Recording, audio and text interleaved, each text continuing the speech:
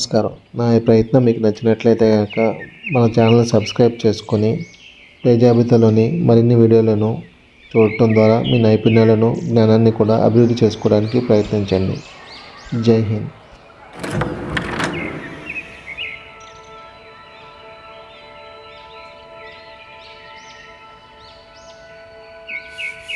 Please like, share and subscribe for more videos. Thank you.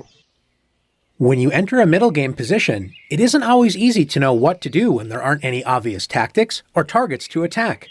How do you figure out what side of the board you should be playing on and what your plan should be?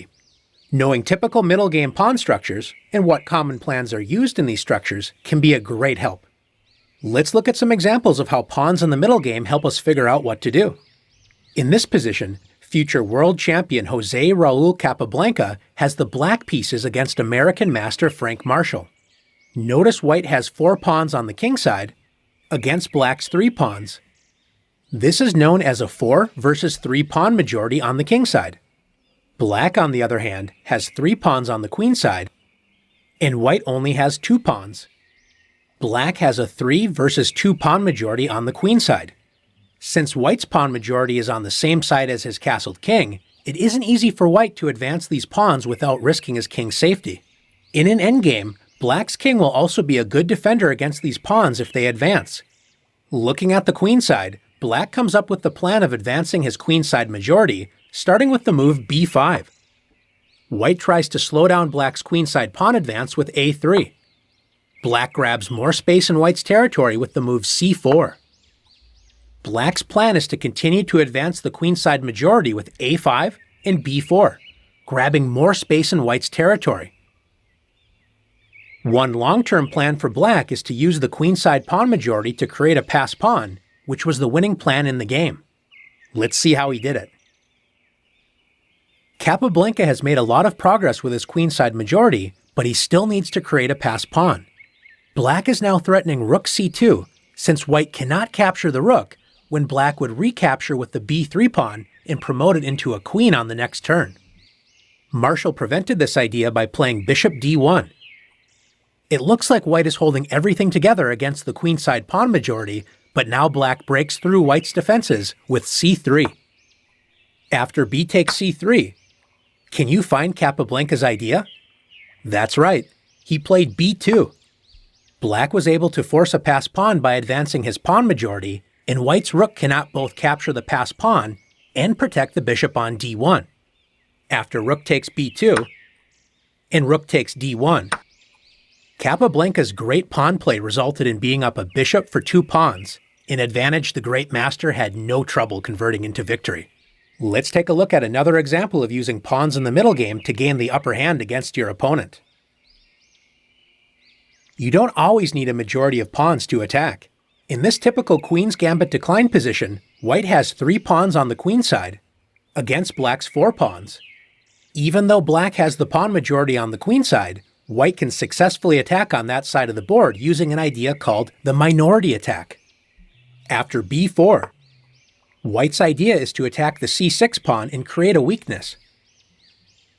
If black tries to block the minority attack with b5, notice black's pawn on c6 is now unprotected and will be a long-term target along the c-file.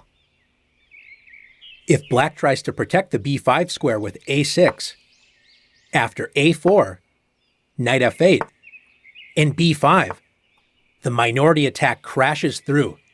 After a takes b5, and a takes b5, if black captures the b-pawn with c takes b5, black now has a weak, isolated d-pawn, and after bishop takes b5, bishop d7, black loses the d-pawn after the simple bishop takes f6, with knight takes d5 to follow. If black advances the c-pawn with c5, white plays d takes c5, capturing a pawn and isolating black's d-pawn. If black tries to regain the pawn with bishop takes c5, black's position crumbles after bishop takes f6. The queen cannot capture the bishop without losing the d5 pawn, and after g takes f6, black's kingside structure is ruined and white will begin to put pressure on the weak d5 pawn with moves such as rook f to d1. Finally, if black doesn't move the c-pawn and makes a developing move such as knight g6, white's minority attack succeeds in creating a weakness after b takes c6 and b takes c6. Black has a weak pawn on c6 that will be put under heavy pressure on the c-file and will be a long-term weakness for black to defend. Let's take a look at one more example together. Can pawns help us create a plan even when there isn't a pawn majority or minority attack available? Yes, they can. In this position, with black to move, all of black's pieces except the rook on a8 are ready for action on the kingside. The problem is, there aren't a lot of open lines on the kingside. Can you find a way to change the pawn structure to open up lines against white's kingside? If you found f4, great job! Black attacks white's knight and g3 pawn. If white retreats the knight, black will simply win a pawn after f takes g3. After g takes f4, bishop takes f4.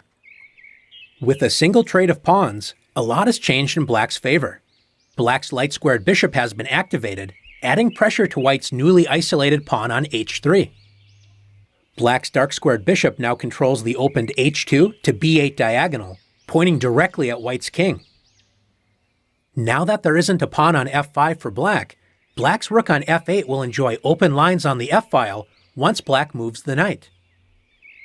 White's weakened kingside and passive pieces will be no match for black's energetic pieces, ready to join forces and attack the white king.